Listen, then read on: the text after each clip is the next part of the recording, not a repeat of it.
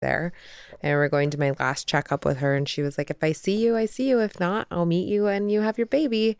And I was like, excuse me? Again, if you're an OB and you're listening to this, fucking tell your patient when you first see them that you might not be in their delivery. Don't wait until the very last appointment. Because I was royally ticked off. I remember crying that day when I got in my car. I was just so fucking mad. I was mad. Yeah, and it all worked out the way it was supposed to, but it's... And I remember that was when I wanted to leave work. Remember, I wanted to leave work a week early. Then she tells me that. It was just a fucking shit week. Because then my boss was like, no, you're staying. You're not leaving. And I was like, I'm fucking so pregnant. Like, let me go home. And then thankfully I was remote my whole last week. No one cared. And yeah, it was fucking wild. And then so we start to get ready to push. Katie finds the on-call doctor, who is this kind of rough around the edges, weird energy, not my type of person. When he first walked in, he was too abrupt. Yeah, it had been real calm in there with Katie, and it had been like a good flow. And then he came in, and I was very not sure about him when he first came in there. It was as if like he worked with Dr. House. Yeah. Like he was like, no bullshit, straight to the point. I'm not going to sugarcoat it. No. I'm going to be nice about it, but I'm going to tell you. Yeah, for sure. This is what's happening. He was so straight to the point. And so I'm pushing. He's helping because 3 other women went into labor at the same time I did, or started delivering. So he went and delivered 2 other babies before coming to me. There was so many babies born that day. So many babies. It was like some crazy number, like 25, 30. 38 in 24-hour period. Fucking nuts. It was crazy. Yeah, it's like, which all of those moms, where the fuck are you guys? God, it's so hard to find moms up here. Well, that's a whole nother topic. Yeah, we'll get to that. So he's very abrupt. He comes in. So then I'm pushing with Katie. We have this resident that's helping us too. There's a resident or an intern. He was just shadowing the doctor to figure out where he wanted to go into because he was ready to graduate. He's ready to fucking be a doctor. Yeah, he'd been there for a couple days, I think. And so he was shadowing with this guy. Sweet as can be, so nice, nicest kid ever. And he comes in, he's holding one of my legs, Marty's got the other leg, Katie's down below making sure that my shit doesn't get smeared all over my baby's face when it comes out. And she is being so great, and everyone was just like so supportive. And our doctor comes in that's delivering him, and he checks and he's looking and he's getting everything ready, and this big fucking mirror big light comes down from the ceiling. It's just crazy. And I really did not think I was going to be able to fucking push him out. There was at one point where I was like, I can't do this. This is so fucking hard. Because I couldn't feel myself. And like, Katie said to me though, push like you're pushing a tampon out. And I was like, okay, I can channel that. I don't know what that feels like, but I can channel it. Yeah. And there was a moment where the doctor looked at me and he said, if you don't push, we're going to have to either 1, emergency vacuum him out and his head's going to look real weird, or 2, you're going to go into cesarean and it's going to be really, really a close call for both of you. So figure it out, basically. Yeah, he's like, it was you're going to push. And you looked at me and you said, you are going to push our baby out. You said you're going to push our son out. And it was so matter of fact from you and so matter of fact from him that I was like, oh my God, you guys are fucking right. Like, I have to push this baby out. And I'm vain. I don't want my kid to have a long head. Well, because I could overhear him. There was a moment where they kind of went to the side and they talked like pros and cons. And they're going, she's been along, she's dilated. So, the risks get really exponentially higher. She's like, I know, they get really high. I know. And then so I'm overhearing this like, oh, fuck. Because I know the very little I know. But they're talking about, he's sunny side up. He's halfway through the birth canal. He's like, he's on his way. all that has to happen is you gotta fucking push him out. Yeah, like you have to push. And you don't want to yell when you're pushing. You want to, because Conserve your energy. Conserve the energy, put it inside. You push, and it was just so crazy. Like, looking back on it, it's so fucking nuts that I did this to you. You came out of me. I know, it's crazy. It was so psychedelic. It was so intense. And then it was the final push.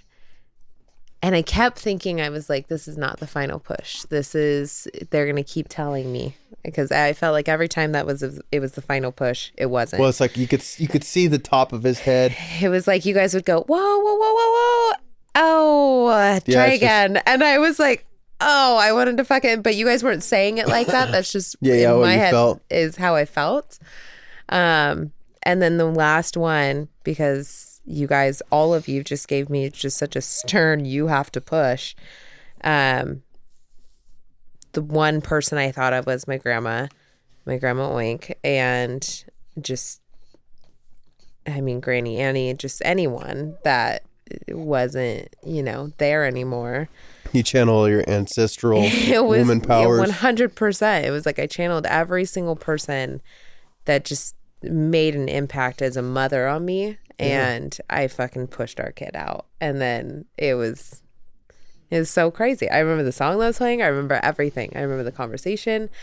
I remember saying that I can do anything. I remember saying, I love you so much. You're crying, I love you so much. I was like immediately so in love with him, and I was so scared that I wasn't going to love him immediately coming out, and it was quite the opposite. It was overwhelming. I cried so hard when I first saw him. I was like, oh my God. I cry sometimes just staring at him, like when he cry all the time. So cute. So much. And I just remember I felt so accomplished and just so right with everything. Yeah. And we'll play the song that he came out to at the end of it. Can we put that on here? Yeah, absolutely. Yeah, it was pretty great. It was funny. I mean, we had great playlists going the whole time we were there. It was a great playlist. Yeah, so I mean, it was just so crazy. Had it gone any other way, it just wouldn't have been the same outcome. It was the outcome that was supposed to be, and the journey that it was supposed to be, as fucking lame as that sounds.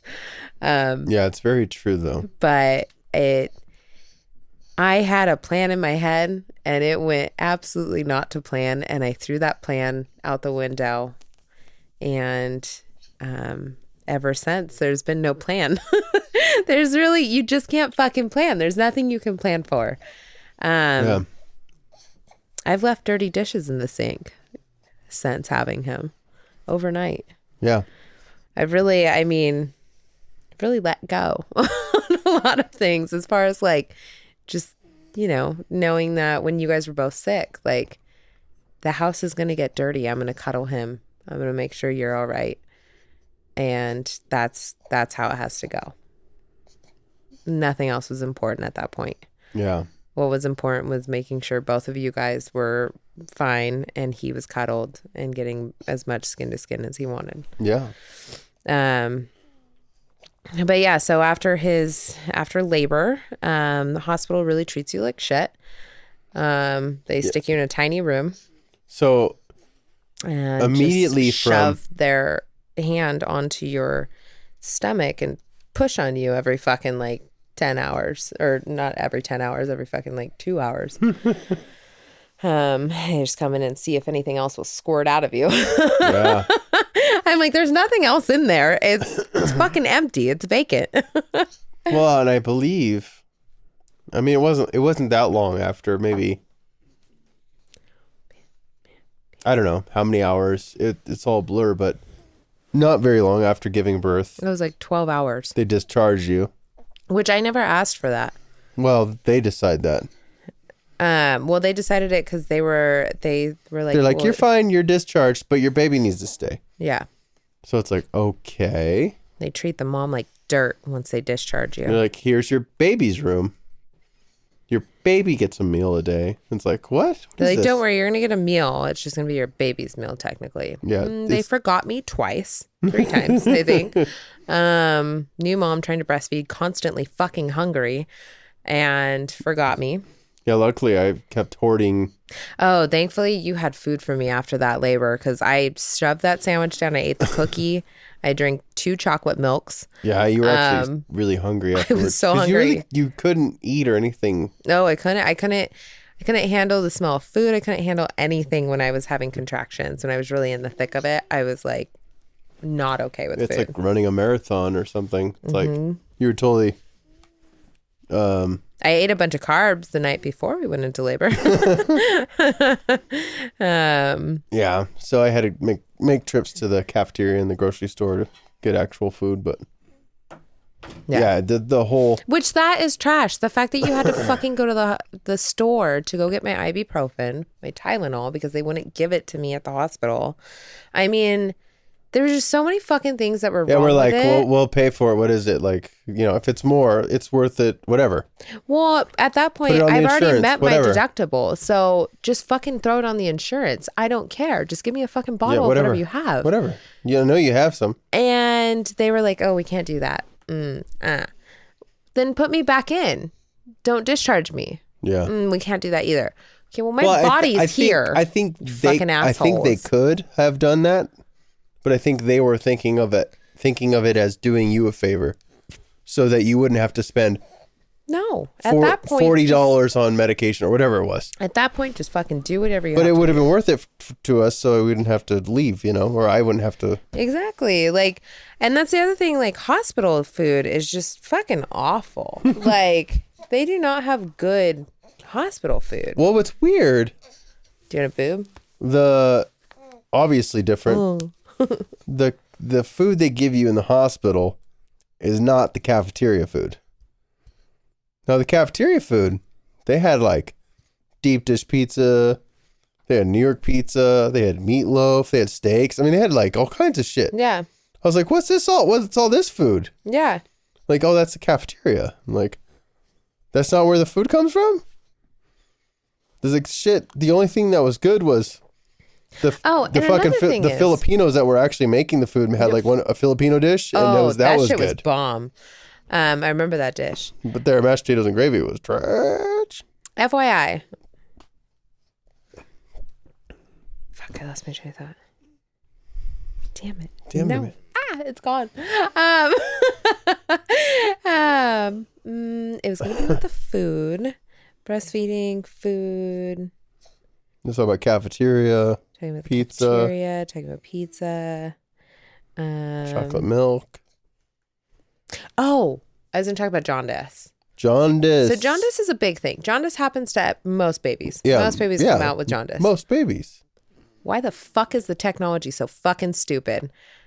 I swear to God, they pulled out this lamp. I wanted to murder. I was like, I know there's 25 other babies that probably have like the deluxe of the deluxe, but why is this not a better process? I swear to, they roll out this thing.